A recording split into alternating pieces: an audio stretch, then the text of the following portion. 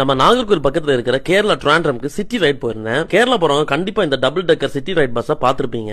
ஆன்லைன்ல 200 ரூபீஸ்க்கு அப்பெல்லாம் டிக்கெட் புக் பண்ணேன். ஈஸ்ட் ஃபோர்ட்ல ஸ்டார்ட் ஆகி ஈஸ்ட் ஃபோர்ட்லயே ரிட்டர்ன் விட்டுருவாங்க. ஈஸ்ட் ஃபோர்ட் பக்கம் இருக்கிற காந்தி மியூசியம்ல பார்க்கிங் ஃபுல்லா இருந்தனால கார் பார்க் பண்ண முடியல. சோ எம்ஜி ரோடு தாண்டி ஆயுர்வேதா காலேஜ் பக்கம் கார் பார்க் பண்ணிட்டு அந்த ஸ்டாப்ல இருந்தா ஏறினேன். நீங்க டிக்கெட் புக் பண்ணாலே கிரூ மெம்பரோட நம்பர் உங்களுக்கு மெசேஜ்ல அனுப்பி தந்துருவாங்க.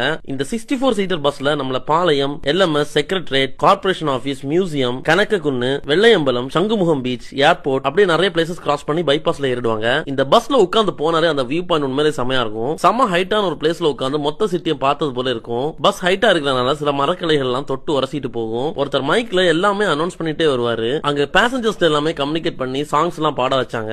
பைபாஸ்ல ஏறனோடனே குத்துப்பாட்டு எல்லாம் போட்டு டான்ஸ் ஆடலாம். நல்ல ஒரு வைபான டீமோட போனீங்கன்னா ஒரு 2 hours நல்லா என்ஜாய் பண்ணலாம். லூலு மால் எல்லாம் பார்த்துட்டு நேச்சர்லாம் ரசிச்சுட்டு அப்படியே back to East Fort. City சுத்துறது நிறைய பேருக்கு ஃபெமிலியரா இருந்தாலும் அந்த பஸ்ஸோட வியூ பாயிண்ட்ல இருந்து பார்க்கும்போது உண்மையிலே ஒரு டிஃபரெண்டான ஒரு எக்ஸ்பீரியன்ஸ் தான் இருந்துச்சு. இந்த வீடியோ உங்க ஃபேவரட்டான பர்சன் அண்ட் ஃப்ரெண்ட்ஸுக்கு அனுப்பி கொடுத்து போலாமான்னு கேளுங்க.